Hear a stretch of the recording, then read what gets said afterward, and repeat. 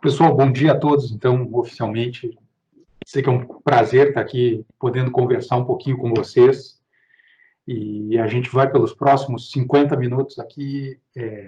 Vou apresentar esse tema, mas eu queria muito que vocês aproveitassem os comentários do chat para colocar perguntas, para colocar comentários, para colocar dúvidas.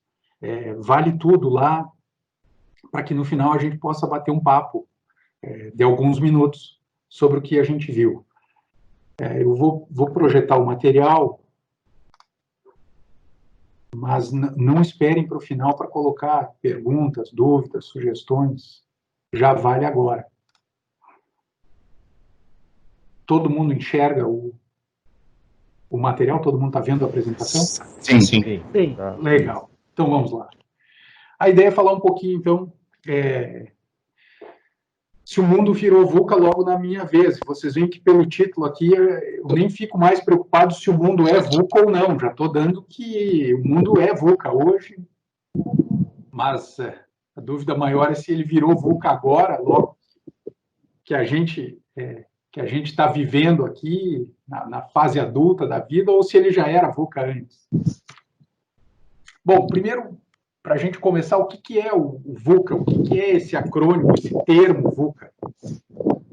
O VUCA são as iniciais de 4 palavras, vem volátil, incerto, e aí ele vem do inglês, né? Então do uncertainly, mas que em português fica com I, mas a gente adota VUCA igual, complexo e ambíguo.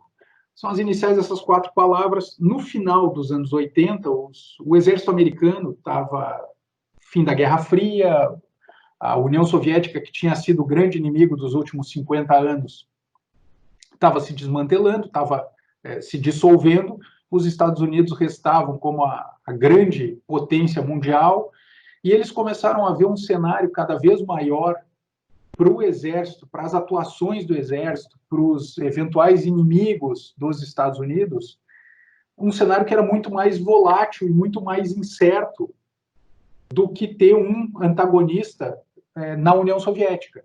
Esses eventuais inimigos estavam muito mais pulverizados, o terrorismo já dava seus sinais embrionários, então a coisa ficava muito mais complexa e as decisões não eram tão claras.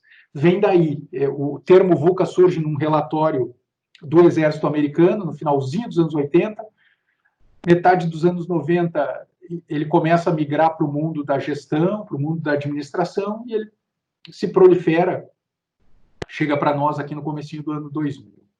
Então, o termo VUCA é isso, é o mundo que nós estamos vivendo como volátil, incerto, complexo e ambíguo. O que dá origem a esse mundo VUCA? E as explicações são várias, mas uma explicação que eu gosto muito, que é a do Friedman, e está nesse livro aqui do Friedman, Obrigado pelo Atraso. O que o Friedman mostra, na verdade ele puxa isso aqui lá do relatório do Teller, mas o que ele expõe no livro é a ideia do seguinte: nós temos uma capacidade de aprender. Essa capacidade de aprender aqui está representada pela linha azul, e é o que ele chama as pessoas. Somos nós e a nossa capacidade de aprender. Ao longo do tempo, aprendemos e isso é progressivo. Por outro lado, a gente tem, no eixo da inovação, uma linha que ela não é linear, mas sim exponencial, que é a tecnologia. Então, a tecnologia avança numa velocidade maior do que a nossa capacidade de aprender. E o que acontece é que, enquanto eu consigo aprender essa tecnologia que está avançando, eu sou eficiente. No ponto em que a tecnologia ultrapassa a minha capacidade de entendimento, a minha capacidade de aprender, eu entro nessa zona VUCA, em que as coisas ficam menos certas, em que as coisas ficam mais voláteis. E aí, claro, o primeiro grande sinal aqui deste gráfico é que se a gente conseguir mudar a nossa capacidade de aprender, se a gente conseguir aprender mais, se a gente conseguir estudar mais, ter uma melhor compreensão, este ponto aqui em que a tecnologia cruza com a nossa capacidade de entendimento muda. E aí a gente amplia a nossa zona de eficiência para além do que estava no original. Eu ganho toda essa zona aqui. E eu reduzo a zona VUCA. a zona em que as coisas parecem menos certas, mais voláteis, mais ambíguas, mais complexas. Até porque algo ser complexo ou não depende da compreensão que eu tenho. Depende do tema, eu posso ter uma compreensão melhor sobre aquele tema e aquilo ser menos complexo do que é para outra pessoa. O volátil, o que é volátil para um pode não ser volátil para o outro. Então, a primeira grande sacada é a gente conseguir mudar ou ampliar essa nossa capacidade de aprender, essa nossa capacidade de compreender, essa nossa capacidade de acompanhar os avanços. E aqui, tecnologia, a gente pode ir, no livro, ele vai por esse caminho, como algo bem amplo, que a gente chama de tecnologia. As mudanças todas no mundo, os avanços todos do mundo. Essa é a primeira sacada. Então, a nossa capacidade de aprender importa para a compreensão deste mundo e para a gente minimizar os impactos que esse mundo VUCA tem sobre nós. O que o Peter Senge já falava, o Peter Senge é o autor da quinta disciplina, é o autor do conceito da organização que aprende. O Peter Senge tem uma frase dele famosíssima, que é essa, que ele diz o seguinte: a capacidade de aprender contínuo e rapidamente é a única vantagem comparativa sustentável. Então, ao final, o que sobra como vantagem comparativa é a nossa capacidade de aprender. Então, a importância da gente seguir aprendendo, da gente seguir ampliando a nossa compreensão, e esse aprendizado vai do estudo formal, mas também vai do contato com mais pessoas, do compartilhamento de mais pontos de vistas. Isso tudo ajuda a gente a entender melhor a situação em que nós vivemos. Mas aí eu vou desrespeitar a regra clássica de uma apresentação, que é responder o que a apresentação se propõe no slide 2. Então, o mundo virou VUCA logo na minha vez, e a resposta de partida minha já é que não. O mundo não virou VUCA logo na nossa vez. O mundo é VUCA há muito tempo. E para olhar esse há muito tempo, eu acabei selecionando, fazendo 2 recortes, na verdade 3 recortes históricos, mas 2 mais para o passado. Voltei 200 anos e olhei o intervalo de 20 anos. Então, voltamos 200 anos, voltamos a 1800, 1820. Só esse intervalo de 20 anos. Não fiz recorte de coisas que estão fora desse intervalo de 20 anos. Então, o que estava acontecendo no mundo entre 1800 e 1820? Só para a gente comparar se o nosso mundo agora é VUCA ou se ele é VUCA há muito tempo. Bom, entre 1800 e 1820 estavam tendo as guerras napoleônicas, que duraram de 1803 a 1815. O Napoleão estava colocando de joelhos a Europa inteira.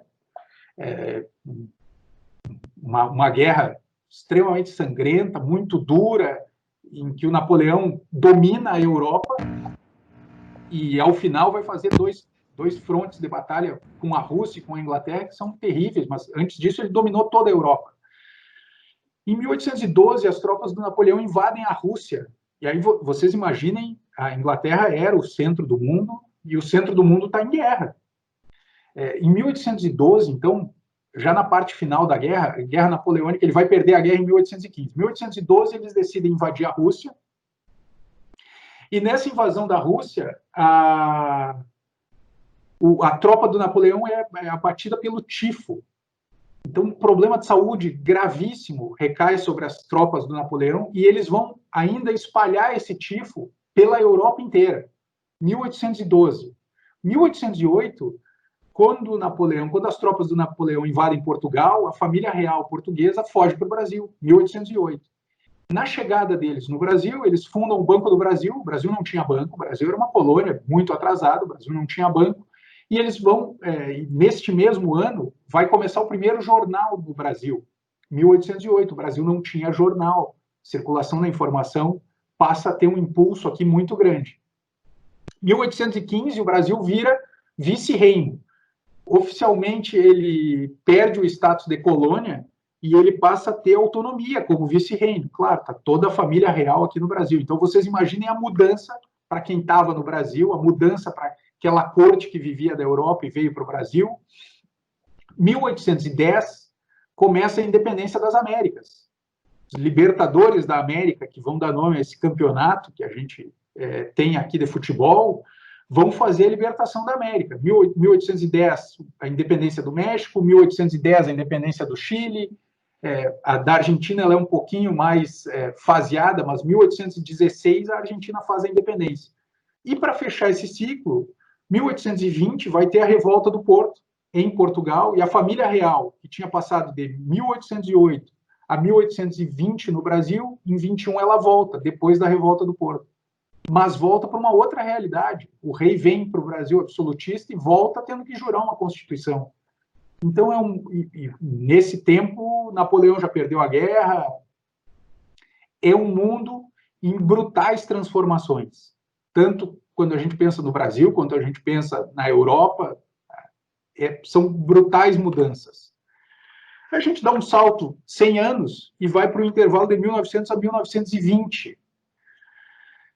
O Einstein derruba a física do Newton, entre 1905 e 1907, ele derruba a física do Newton, que era uma física criada lá em 1684.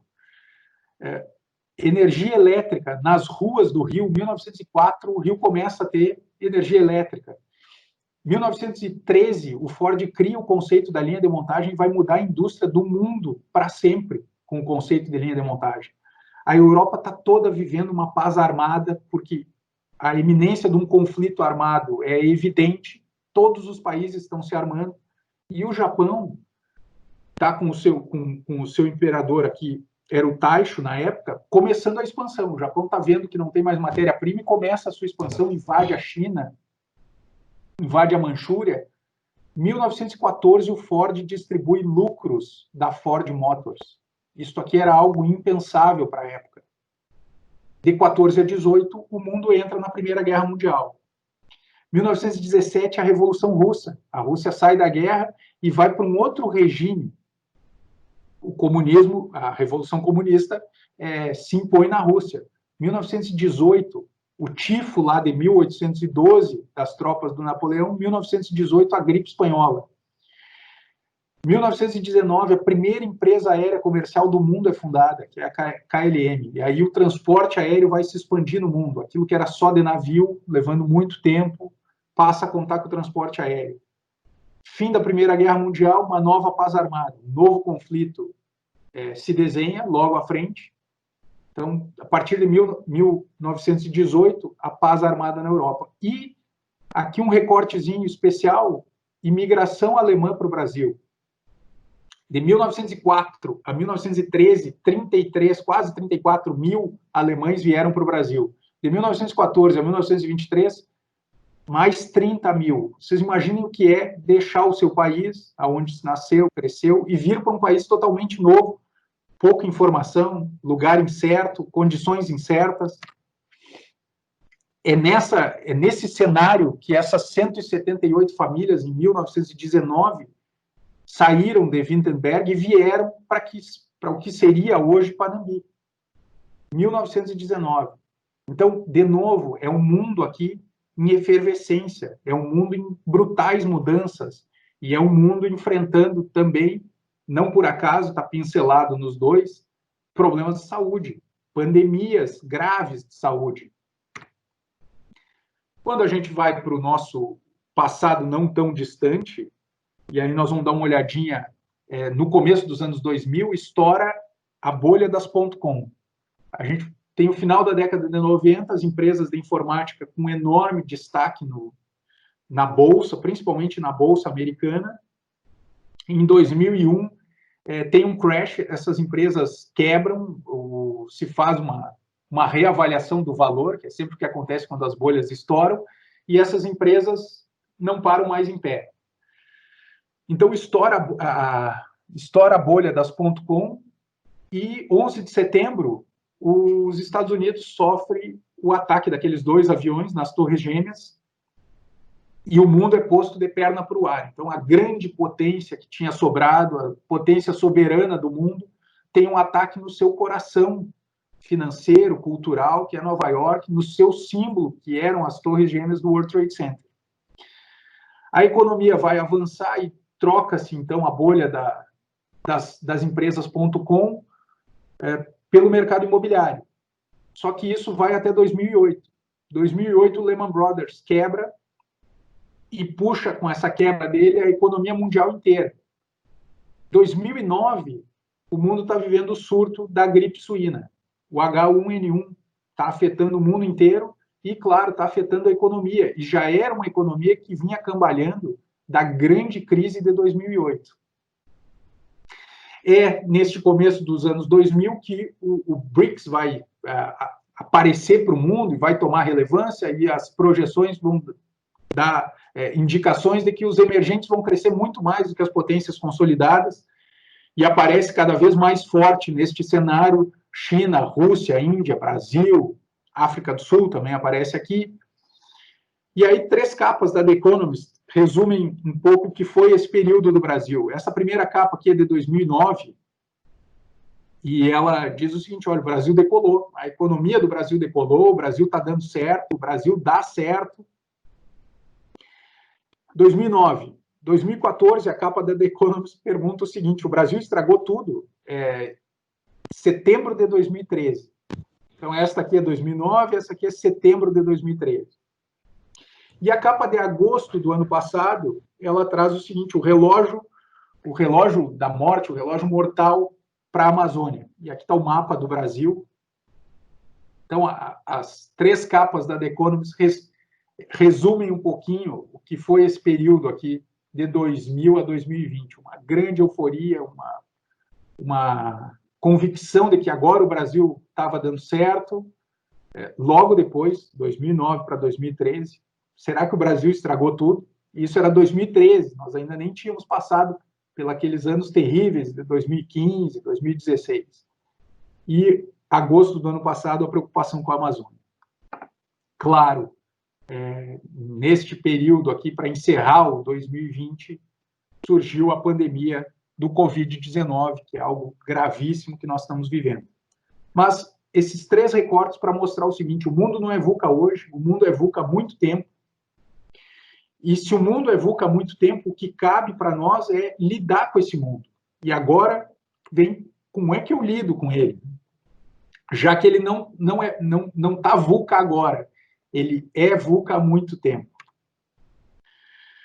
Quando a gente fala do mundo VUCA, a gente escuta, lê muito, conversa com as pessoas, e sempre o que aparece, ou pelo menos o que mais aparece, é aquela definição inicial que nós olhamos. O que é o VUCA? O que são as 3 letras? Agora a gente acaba explorando um pouco a matriz VUCA, o modelo VUCA. E aí, quando a gente põe isso numa matriz 2x2, o que a gente tem aqui no eixo horizontal é uma pergunta sobre a situação em que nós estamos vivendo. E o que a gente tem no eixo vertical são o efeito das ações. Então, quando eu olho aqui na situação, essa situação ela é conhecida ou ela é desconhecida? E o efeito das ações, ele é conhecido ou ele é desconhecido?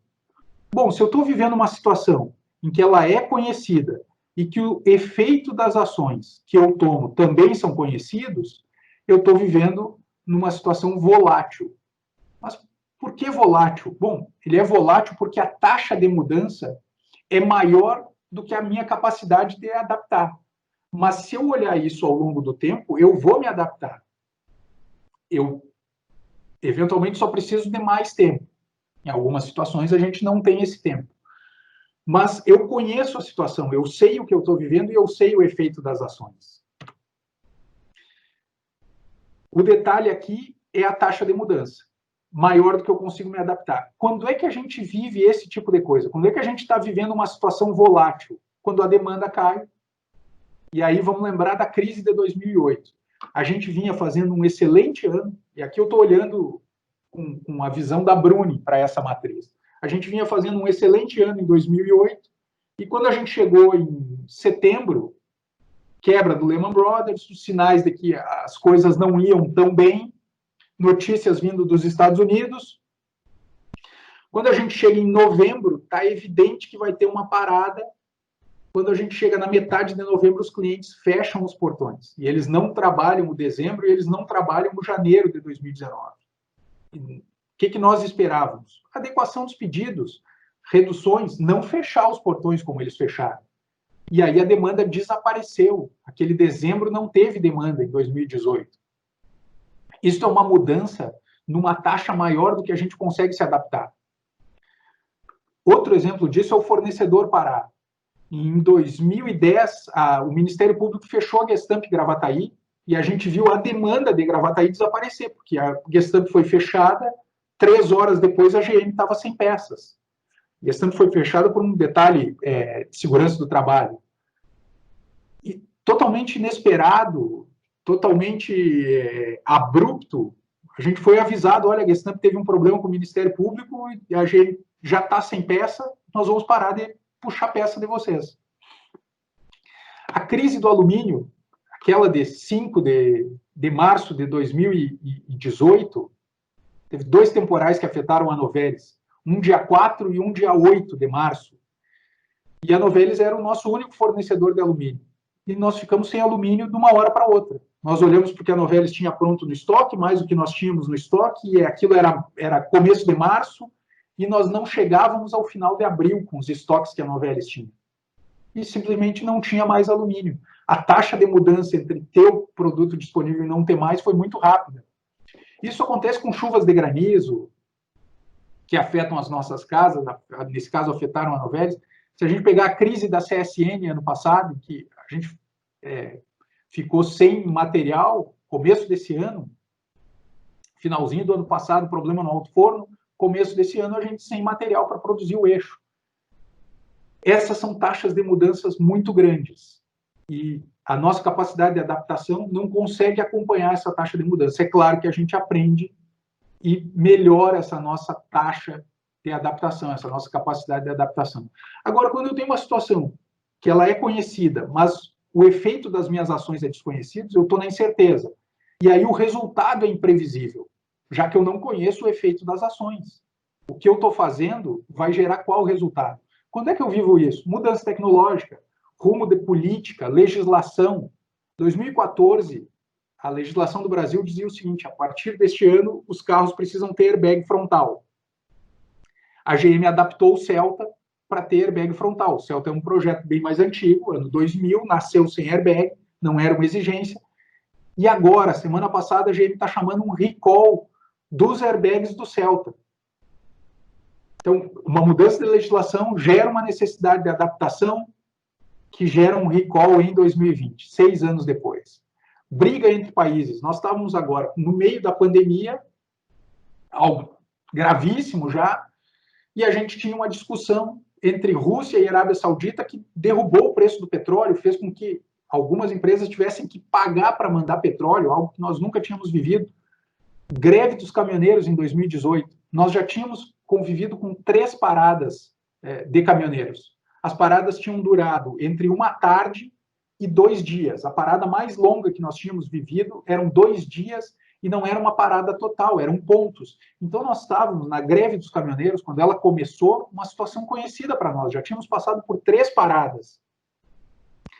Mas o efeito das ações eram desconhecidos, porque as paradas que nós tínhamos vivido, a mais longa tinha durado 2 dias, e era em determinados pontos. Então, vamos com os caminhões pela 101, desvia da nossa rota normal, os caminhões estão passando ainda, fecharam o Porto de Santos, mas o resto está funcionando. Um dia depois liberaram o Porto de Santos, e na greve dos caminhoneiros, não. A gente começou a ver que nós não íamos mais ter insumo para nos abastecer, e no segundo dia nós estávamos com todos os nossos caminhões parados em algum ponto do Brasil. Todos os caminhões estavam fora da base, não tinha mais nenhum caminhão na Bruni, e todos parados, e sem perspectiva de ver movimento. Então, o efeito das ações era desconhecido para nós, apesar da situação estar parada, uma greve, um bloqueio das rodovias, mas a gente começou a ver que não chegava insumo, que as pessoas não circulavam, porque as rodovias estavam paradas, então as pessoas pararam de circular, as pessoas ficaram em casa, ficaram num raio de circulação muito menor, uma situação bastante incerta. Quando é que eu tenho uma situação complexa? Quando a situação é desconhecida, mas o efeito das ações é conhecido. Então, eu tenho diversos fatores interferindo naquilo. Aonde que eu mais vejo isso? grandes projetos, mudanças de hábito. Qualquer mudança de hábito que a gente fizer na nossa vida, no nosso dia a dia, é uma situação desconhecida para nós, é algo novo, mas o efeito das ações são conhecidos. Basta ver qualquer regime que eu escolher fazer. Mudança de hábito do consumidor, e se a gente pegar o projeto do SAP, uma situação desconhecida para nós. A gente não tinha vivido uma mudança de sistema como aquela. Não tínhamos convivido com aquilo. Mas a gente tinha o efeito das ações conhecidos. Agora, num ambiente em que tudo estava conectado. Isto vale também para um lançamento de um novo produto. Grande quantidade de peças da Bruni, um lançamento de um caminhão que envolve grande quantidade de peças feitas pela Bruni. É complexo. É uma situação desconhecida para nós. Olha, até tem coisas que a gente já viveu aqui, mas é um novo produto, tudo interligado. Não sai o caminhão se faltar uma das peças. E o ambíguo? Bom, o ambíguo eu tenho uma situação desconhecida e o efeito das ações também é desconhecido. Onde é que eu encontro isso? Quando eu começo a discutir diversificação e foco. Qual que deve ser o nosso negócio? Nós devemos diversificar ou nós devemos focar? A Benteler faz só eixo. Por que a gente faz tanta peça? Bom, porque a gente é diversificado. E quando o mercado automotivo cai, a receita da Benteler despenca. A nossa não despenca tanto. A GM parou dia 20 de março e retomou agora, em junho. Mas nós já tínhamos clientes que tinham retomado em abril. Inovação e eficiência. Eu introduzo uma inovação e eu perco na eficiência. Eu não introduzo determinada inovação e eu ganho na eficiência. Qual que é o certo aqui? Não tem certo. A situação é ambígua. Os dois estão certos, os dois têm prós e contras. Quando eu penso na relação sindicato, cliente, empresa e os sócios da empresa, são posições ambíguas. Dá para juntar isso num objetivo comum? Claro que dá. Esse é o nosso desafio. Mas, como ponto de partida, são situações em que isso não está claro, em que o certo não está claro, os dois lados têm razão. Inovação e eficiência, então, é a nossa discussão cotidiana, e os dois lados têm uma boa parcela de razão. Isso é o que a gente tem quando a gente explora o modelo VUCA, vai mais a fundo no modelo VUCA. E isto aqui é importante porque começa a nos dar luz sobre como é que eu uso esse modelo VUCA para trabalhar, como é que eu tiro proveito desse modelo. Então, se eu estou vivendo uma situação volátil, o que eu devo fazer? Qual é o caminho de trabalho? O caminho de trabalho é ir para a evangelização, é profissão de fé, é repetir, repetir e repetir que tem saída lá na frente. Eu dou uma visão realista, mas um realista positivo, porque existe um pós-crise. E aqui vamos lembrar da nossa partida com o SAP, uma situação complexa, desconhecida para nós, logo na partida. Depois que isso partiu, e a gente começou a ter um pouco mais de propriedade, esse complexo caminha para o volátil. E aí vocês vão lembrar quais eram as conversas que nós estávamos tendo, aqueles momentos inova. O que nós estávamos falando? Olha, tem saída lá na frente. Vamos seguir que esse é o caminho. A gente está vivendo dificuldade agora, mas lá na frente nós vamos sair. Vamos acreditar porque tem um pós-crise. Toda vez que eu fizer um diagnóstico, identificar que eu estou vivendo numa situação volátil, que eu estou neste quadrante, o caminho para a saída passa por aqui. Agora, se eu faço o diagnóstico e estou vivendo na incerteza, qual que é o caminho? O caminho, claro, é ampliar a compreensão, já que eu não consigo ver o efeito das ações, eu desconheço o efeito das ações, então eu amplio a compreensão. Agora, isso não é simples, mas a gente criou um instrumento, passou a adotar, na verdade, um instrumento, lá em 2008, e depois ele veio com muita força em 2014, 15, que é o instrumento dos cenários. Mas aqui os cenários as devo, então eu não sei o efeito da minha ação, mas eu faço cenários. E se acontecer isso? E se acontecer aquilo? Eu paro de tentar adivinhar o futuro, eu paro de tentar me colocar no mundo volátil, não, eu sei para onde a coisa está indo. Não, eu não sei, e por isso eu vou fazer cenários. Mas por que o cenário tem que ser de verdade? Porque eu preciso fazer o cenário e eu preciso fazer o desdobramento das consequências daquele cenário. Incerteza se derruba com cenários. Por quê? Porque quando eu caminho para a volatilidade, eu estou vendo o que está acontecendo, eu pego o cenário que melhor casa e eu executo aquelas ações, aquele desdobramento. Quando a gente está vivendo na incerteza, o pecado maior é eu ir para o fajando. Eu faço planejando. E eu acho que isso está me levando a um avanço. Não. O fajando não está me levando para um avanço. O caminho aqui na incerteza é a composição de cenários. Por isso que a gente virou o chato dos cenários. A gente vive períodos de incerteza e aí nós precisamos ter cenários. O mais conhecido nosso são os cenários da receita, do faturamento. Veio a pandemia, então nós temos um cenário de 450, um cenário de 475, um cenário de 500. Por quê? Porque absolutamente ninguém sabe como a economia retoma, como a nossa demanda retoma. Agora, se ela retomar em 500, a gente tem o cenário e tem o desdobramento. Se ela retomar para 450, a gente tem o cenário e tem o desdobramento. Cair na incerteza, vou com cenários. Estou vivendo uma situação complexa, eu preciso rever o meu ponto de decisão. O ponto de decisão precisa ir para a operação. De novo, para os que viveram aquela partida do SAP, vamos lembrar que o Márcio e o Santos foram para a expedição. Por que o Márcio e o Santos foram para a expedição? Porque era lá que estava acontecendo a coisa e era lá que nós precisávamos tomar a decisão. Nós não podíamos seguir as etapas normais, em que, bom, isto vem, a informação, aí nós processamos a informação, ela passa por um nível hierárquico, esse nível hierárquico faz um novo processamento, passa para o próximo, passa para o próximo. Não, a situação é tão complexa que toma a melhor decisão quem está na ponta. E aí nós precisamos ir para a ponta.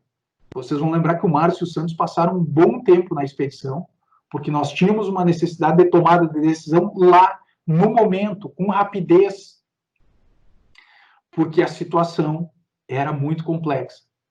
É evidente que isto aqui, todos os demais, agora, isto aqui envolve um nível de confiança altíssimo. Esta confiança, ela é muito melhor se construída antes de eu me encaixar numa situação complexa. Agora, o caminho é o poder de decisão para a ponta. Vocês vão lembrar, também no SAP, que a Dani passou ela a tratar o IDI e a tomar decisões, integra esse IDI, este aqui não, essa variação do cliente não, essa aqui sim, decisão na ponta. Agora, se eu estou num ambiente, numa situação, num ambiente ambíguo, eu preciso repensar a minha estratégia de tempos em tempos. Então, vamos pensar lá em inovação e eficiência. Eu defino uma estratégia, eu vou por inovação, mas eu preciso repensar essa estratégia, porque a eficiência precisa ser revisitada. Então, se eu estou numa situação ambígua, eu preciso revisitar isso. Por isso, eu volto e olho para aquela decisão de novo e eu vejo se o que fez ela ter sentido ainda se mantém. Claro que isso tudo afeta comando e controle. Afeta a relação de poder.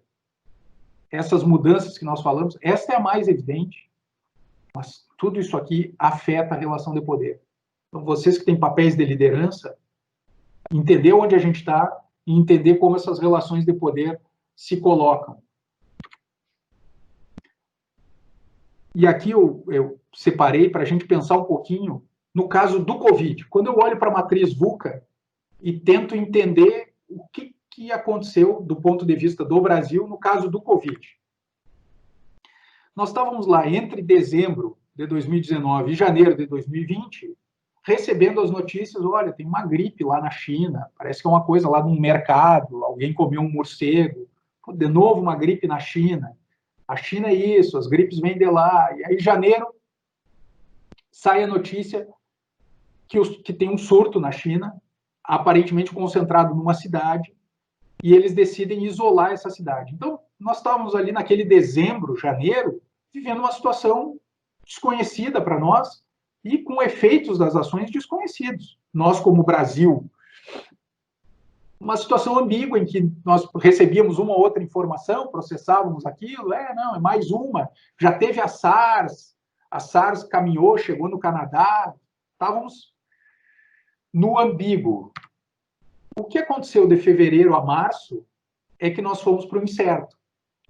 Porque entre fevereiro e março, nós passamos a discutir aqui no Brasil o seguinte, olha, é uma gripe, ela está caminhando pelo mundo, ela está na Europa já, então a situação passou a ser conhecida, e aí a gente foi olhar como é que foi com a SARS, como é que foi com a H1N1. Agora, o efeito das ações era desconhecido. Então, nós estávamos aqui na incerteza. E as discussões mostram a incerteza que nós estávamos. Tem que usar máscara ou não? E as primeiras informações eram assim, não adianta usar máscara, a máscara é ineficiente, é distanciamento social.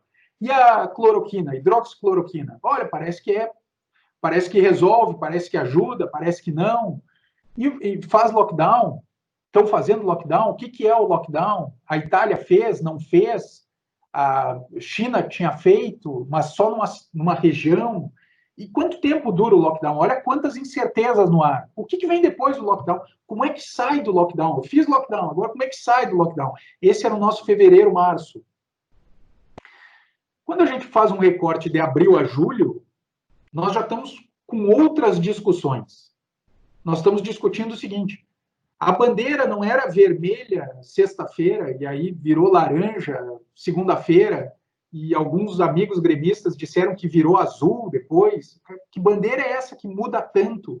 E quando vira vermelha eu não posso dar comida no refeitório, precisa ser marmita e tem que restringir as entradas, e quando vira laranja, como é que eu me adapto a tudo isso? Como é que eu consigo absorver essa taxa de mudança?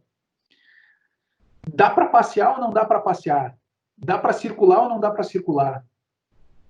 E a saúde mental, é assim, eu tinha uma vida, eu saía de casa, agora eu não posso mais sair, está todo mundo em casa, as crianças estão em casa, não tem mais colégio. Essa taxa de mudança é tão grande que a atividade eu dou para as crianças, e os idosos, como é que a gente protege os idosos? Não dá para ter contato com os idosos. Nós estamos falando aqui em taxa de mudança. De abril a julho, nós estamos falando em taxa de mudança. E o que a gente vai falar para frente? A economia volta? Vai ter um novo normal? Tem vacina? Tem imunidade de rebanho? Tem reinfecção? Quem já pegou pode pegar de novo? É tipo gripe normal? Todo ano tem que se vacinar de novo? Não, é uma vacina uma vez. Para onde a gente vai desse volátil? Não está claro. Talvez a gente vá para um cenário complexo, talvez esse novo normal seja bem complexo e seja uma situação desconhecida para nós, com o efeito das ações conhecidos. Talvez a gente caia na ambiguidade, e aqui, se a gente pegar a ambiguidade, o grande debate desde o começo no Brasil é uma enorme ambiguidade, assim, é saúde ou economia? É um ou outro? Quem tem razão? Quem está certo? Os dois estão certos. Ou eu venho para a incerteza? A gente, de fato, não sabe para onde vai. Nós vamos precisar estar muito atentos, acompanhando tudo isso. Mas eu vou caminhar aqui na matriz. Ou talvez eu siga no volátil, que é onde a gente está aqui de abril a julho, neste recorte. Agora vamos falar um pouquinho como é que foi o Covid na Bruni. De novo, a gente olhando para a matriz e tentando, pelo modelo VUCA, aprender, tomar ações, definir ações. A gente partiu no ambíguo. Era começo de janeiro, e a gente estava vendo lá, dia 23 de janeiro, o governo chinês decidiu isolar Wuhan. Dia 23 de janeiro, eu abri o meu diário da crise, coronavírus, diário da crise 2020. Quem convive mais comigo sabe que das últimas 3 crises eu previ 7.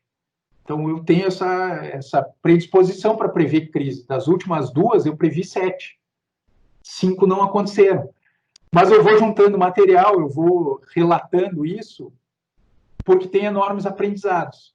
E quando a gente vai para o modelo dos cenários, a gente aprende demais e fica mais preparado. Então, dia 23 de janeiro, eu abri o meu diário sobre o coronavírus e estava lá. A primeira notícia era porque tinham fechado o Wuhan, e o site do John Hopkins tinha entrado no ar monitorando os casos no mundo. Ainda dia 23, tem o podcast da Renata Lopretti, o assunto sobre o coronavírus. 6 dias depois sai o segundo podcast sobre o coronavírus, relatando o que estava acontecendo na China, como é que a coisa estava chegando na Europa. Dia 4 de fevereiro, a Hyundai teve problema de produção por componentes da China. Então nós estamos aqui, uma situação desconhecida, olhando agora na visão Bruni. E efeito das ações desconhecidos. A coisa está acontecendo lá na China, parece que está chegando na Europa, mas até aí, que impacto para nós? O que isso nos afeta? Desconhecido. Nesse momento eu volto, como eu comentei com vocês, as últimas 2 crises eu previ 7. Então eu volto a revisitar um material de 2009. Está lá no meu blog, porque em 2009 o H1N1 foi gripe suína, foi marcante, teve impactos aqui no Brasil, teve impactos principalmente nos estados do Sul, Rio Grande do Sul, Santa Catarina e Paraná, e eu acompanhei isso muito de perto na época, e a gente tomou ações importantes lá em 2009, por exemplo, nós distribuímos álcool em gel para todos os motoristas, para todo mundo que viajava da área comercial, do compras, orientações de limpeza das mãos, abrir janela, abrir porta, evitar reunião, era inverno em 2009, nós estávamos com as salas abertas para circulação de ar, para evitar a proliferação do vírus. Então eu voltei para dar uma olhada nesse material. E aí quando eu volto para dar uma olhada nesse material, começa a situação a ficar mais conhecida. A situação já não é tão desconhecida. A gente tinha já um modo de agir lá atrás. Dia 4 de fevereiro, o Márcio, com o time de compras, prepara a carta para os fornecedores. Nós precisamos saber se os nossos fornecedores vão ter algum impacto em função do Covid. Finalzinho de fevereiro, o Valor começa a discutir o seguinte: vai ter impacto na economia. A economia vai ter uma brutal freada. E tem risco da Olimpíada ser cancelada. 23, então um mês depois, 23 de fevereiro, um mês depois de abrir o diário, os brasileiros são os primeiros a ser libertados daquela quarentena lá na China. E nós estamos em contato com o time da GM para entender, porque a GM Gravataí tem um índice de importação muito grande. Então, precisamos entender, vai afetar a GM? Vai faltar peça da China? Vai afetar a nossa receita? Esse é um áudio que o João Gabriel recebeu do programador logístico de Gravataí. 26 de fevereiro é confirmado o primeiro caso no Brasil. E nós seguimos monitorando a GM Gravataí. 3 de março, a gente já está no nosso segundo, porque aí nós decidimos, olha, nós precisamos fazer um encontro interno, e nesse encontro interno nós precisamos trazer para conversar o time de PPCP, que tem todo o contato da logística dos clientes, nós precisamos trazer o time comercial, que tem o contato com o compras dos clientes, e informações das matrizes, o time de compras, contato com toda a cadeia, o nosso time de importação, exportação, contato lá fora, o que está acontecendo na Itália, o que está acontecendo na Espanha, fornecedor da placa, fornecedor de alumínio, porque aí aquela crise de 2018 da Novelis já tinha dado lições para nós, e nós já tínhamos um segundo fornecedor de alumínio na Itália. E o RH, como é que a gente lida com isso aqui dentro de casa? Então nós começamos a fazer esses encontros, e aqui já estávamos no nosso segundo encontro. Os encontros seguem. No dia 5 de março, nós fazemos a apresentação para o Conselho da Bruning da situação. Qual que era o cenário da situação, o que estava acontecendo na China, o que estava acontecendo na Europa, o impacto potencial nos nossos fornecedores da Europa e o impacto que poderia ter, rascunho, do que poderia acontecer aqui no Brasil. Todo mundo descrente. Dia 5 de março foi a apresentação, dia 4 eu estava no encontro de fornecedores Dia 13 de fevereiro eu estava no encontro de fornecedores da GM, lotado de chinês, lá em São Paulo, 13 de fevereiro. E dia 4 de março eu estava no encontro de fornecedores da John Deere, e o pessoal da John Deere trouxe gente do mundo todo, Estados Unidos, Europa, e uma conversa que é assim, não, isso é uma gripe, as notícias são mais alarmantes do que de fato é uma gripe. No dia 8 de março, a Itália põe restrições para a movimentação. E aí começam a vir os relatos de que as províncias vão ser fechadas e que a movimentação vai ter problemas. E nós começamos a pensar num outro porto para despachar o nosso material, para que esse material consiga chegar neste outro porto. Dia 13 de março a gente vai a Horizontina e o time de Horizontina, da John Deere, nos avisa o seguinte: vocês são a última visita que nós vamos receber. Nós estamos fechados para visita a partir daqui. E a GM, nesse mesmo dia, que tem um novo áudio para o time da GM, libera todo o pessoal do administrativo para home office. E nós combinamos de fazer uma apresentação, então, para o nosso pessoal dia 16. Está aqui a apresentação. A apresentação que acaba não acontecendo, ela é cancelada já para evitar aglomeração. Dia 15 de março saem as primeiras notícias sobre o tombo da economia chinesa em função do coronavírus. E começam aqui as medições, as tentativas de previsões de impacto do coronavírus no Brasil. Primeiro, impactos legais, se isso dá para considerar força maior, não dá para considerar força maior, e a Bolsa mergulha. Então, a gente está nesse cenário, enormes incertezas, apesar da situação ser um pouco conhecida, o efeito das ações é desconhecido, e aí a gente volta para revisitar, então, bom, para aí, crise de 2008, a gente viu a demanda desaparecer nessa crise. Crise de 2015, a gente viu a demanda desaparecer, a cadeia toda sofrer, a cadeia de fornecimento, e o nosso caixa sofrer. Então, tem ensinamentos lá, a gente já viveu isso lá atrás. Greve dos caminhoneiros. A circulação fica dificultosa, a circulação não acontece, a gente fica sem insumo, a gente fica sem conseguir faturar para os nossos clientes, então tem ensinamento aqui. E aí, quando a gente faz este balanço, a gente sai do incerto e vai para o volátil. Eu tenho já uma linha de ação, agora eu preciso saber se a taxa de mudança vai casar com essa linha de ação. E aí, quando eu combino esses 4 fatores, crise de 2008, crise de 2015, greve dos caminhoneiros e o H1N1 de 2009, eu tenho um cenário que me permite trabalhar. E aí a gente começa a definir ações, baseado nesses 4 momentos que nós já vivemos. Bom, ponto 0, saúde dos funcionários e familiares. Nós temos que liberar o grupo de risco, e a gente libera o grupo de risco. Grávidas, acima de 60 anos. A gente constitui um comitê, agora um comitê da Bruni. Um comitê muito mais amplo, que vai tomar decisões para toda a Bruni. Quem que visita a gente faz, como a gente procede com quem está em home office, porque aí o home office é algo novo para nós. Aonde é que é possível? Como é que a gente lida com esse home office? E aí a gente está lá no volátil e dá uma recuada para a incerteza. Para a incerteza, voltando para o seguinte: como é que vai ser essa parada? A parada vai acontecer, agora como é que vai ser? E num dos cenários que a gente traçou, os clientes paravam em momentos diferentes.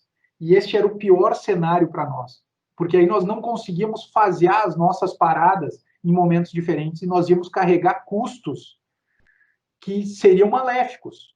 Então, nós tínhamos um cenário em que os clientes paravam em momentos diferentes, tínhamos um cenário em que a Anfávia coordenava uma parada dos clientes, e tínhamos um cenário em que nós conseguíamos razoavelmente conduzir essas paradas. Deu um pouquinho mais de força com um pouquinho menos de força, que foi o cenário que se mostrou mais assertivo, com a parada da boa parte do pessoal dia 20 de março, e na semana seguinte foi uma semana de absorção em que todos os demais pararam. Agora, voltamos para a incerteza. É o verde aqui. E aí, para derrubar essa incerteza, cenários. Saímos da incerteza e voltamos. Bom, então vamos fazer um pouso suave com os clientes para essa parada. Essa parada, em uma semana, vamos absorver todas as paradas dos clientes. E aí conseguimos definir as nossas datas de férias coletivas. Vamos olhar para o que aconteceu em 2015 e a gente sabe que tem renegociação com fornecedores, maximizar o faturamento antes da parada e reavaliar o nosso endividamento. Isso aqui vai ter impacto. Nosso plano de comunicação. Na greve dos caminhoneiros, nós tínhamos aprendido muito sobre como nos comunicar com todo o time Bruni, com todos os funcionários da Bruni, o uso das redes sociais. Então, a gente agora amplificou isso demais, porque na greve dos caminhoneiros tinha lá, libera o pessoal hoje à tarde, amanhã de manhã não vem só à tarde. Aqui já tínhamos feito isso lá, aqui nós revisitamos isso com muito mais força. Plano de comunicação, quando sai, quando volta, nós saímos com uma volta ainda relativamente incerta. E aí, como relativamente incerta, revisita os cenários. Como é que volta? Com que força é essa retomada? Nós já tínhamos visto na greve dos caminhoneiros que não adiantava voltar, por exemplo, o time da pintura, se o processo todo tinha sido esvaziado, o time da solda. Então, nós tínhamos que voltar antes de estamparia. Mas antes ainda, nós tínhamos que voltar supermercado para pagar OPs, para conseguir abastecer as linhas. Então, nós fizemos isso. E vocês vão lembrar que lá na nossa volta, naquele 13 de abril, nós voltamos com o time do mercado e compras 9 de abril, para conseguir pagar as OPs para as linhas, para que as linhas, quando voltassem, já tivessem condições de trabalhar.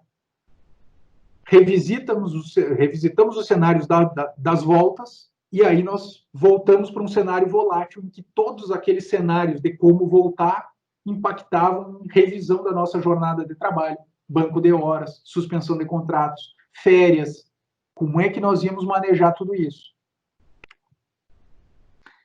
Coordenação dessa retomada pós-férias. É assim, como é que volta para produzir, mas como é que volta para garantir a saúde, para evitar o contágio? Então, tem um enorme trabalho aqui de distribuição de álcool em gel, de máscara, de medição da temperatura, de túnel de sanitização. Estamos tomando ações em um ambiente muito volátil, mas estamos encaminhando as ações que revisitaram os cenários. Retomada suave dos nossos clientes. Como é que a gente consegue trazendo o pessoal paulatinamente de volta? Como é que a gente controla essa mão de obra? Como é que a gente se comunica com quem precisa voltar e com quem não deve voltar? Como é que ficam as contas, as obrigações que nós temos, a produtividade? Isso tudo 2015 tinha nos ensinado a lidar com isso de forma muito intensa. De novo, fluxo de caixa, renegociação com os fornecedores agora para a volta. Esses fornecedores já voltaram, estão em condições de produzir. Como é que a gente maximiza o faturamento da volta? Como é que faz o faturamento de abril crescer? Como é que faz o faturamento de maio crescer? E aí vem o seguinte, para onde isso vai? Qual que é o novo normal? O que vem por aí? Será que a gente vai para um cenário complexo? Será que esse novo normal, bom, todos esses fatores aqui interagindo de forma mais dinâmica ainda? Se for isso, qual que é a nossa próxima lição? Como é que a gente traz isso para a incerteza, devolve com cenários e joga isso para o volátil de novo, em que a gente administra a taxa de mudança?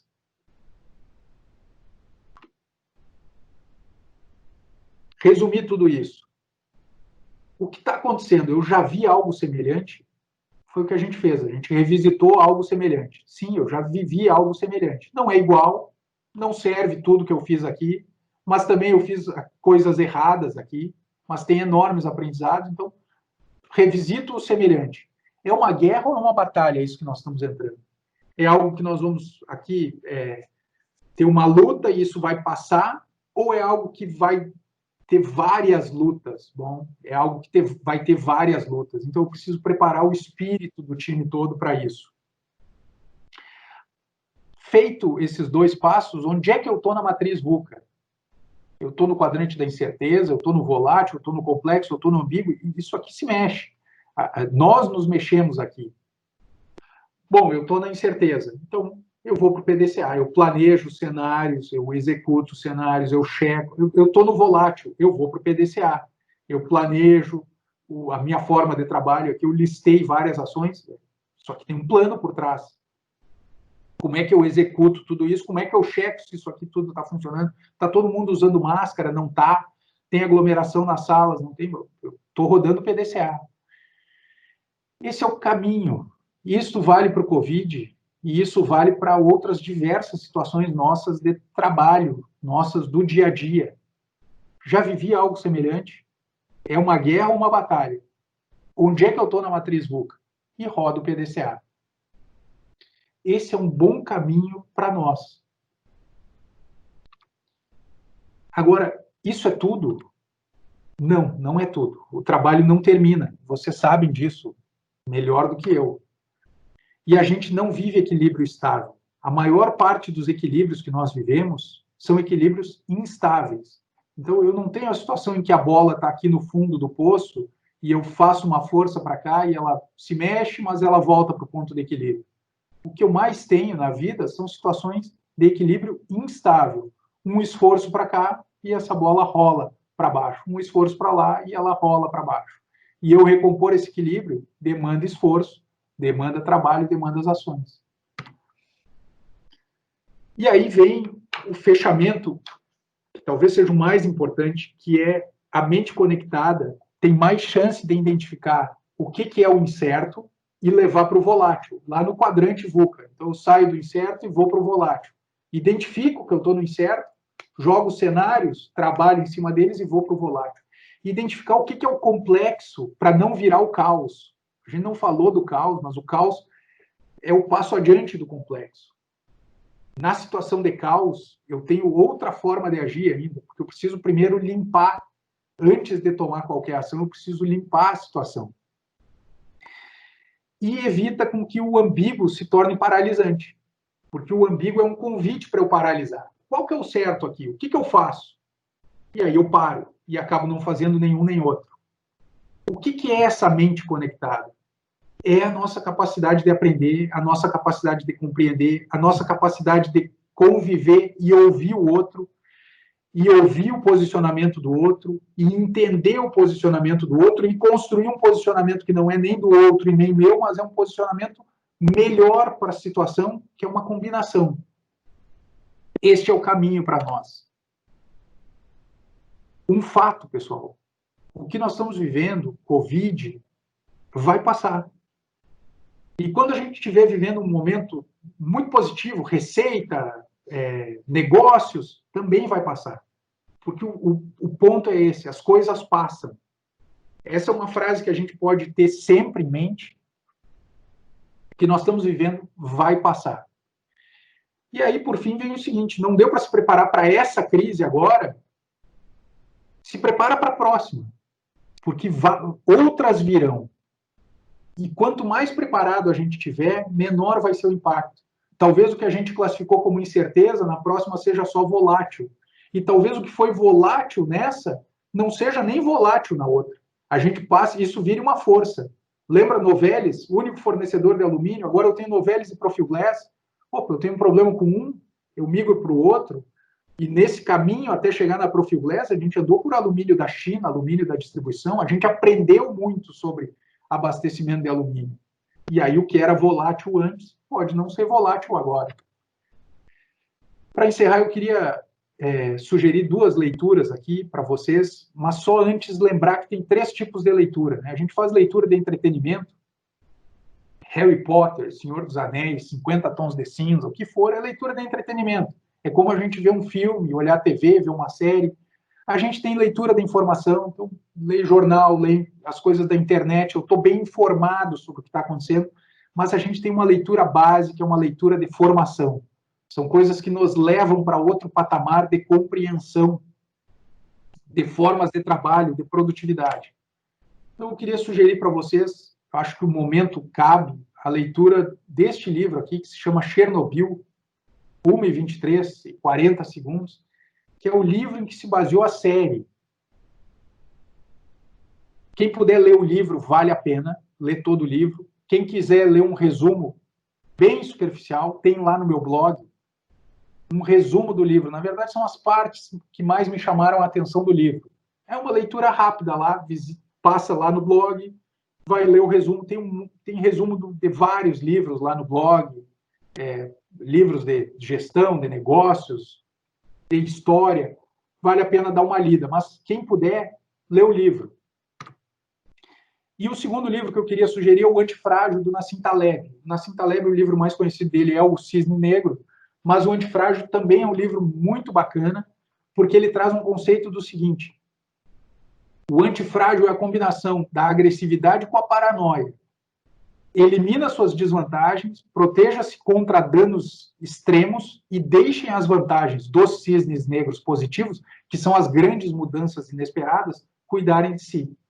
Ou seja, ele vai ao longo do livro dando dicas de como é que eu pego um momento de mudança inesperada e aproveito aquela mudança inesperada, faço daquilo algo positivo. E aí ele, muito resumidamente aqui, traz que o conceito, o que é frágil quebra. O que é robusto não é o oposto do frágil. O robusto não muda.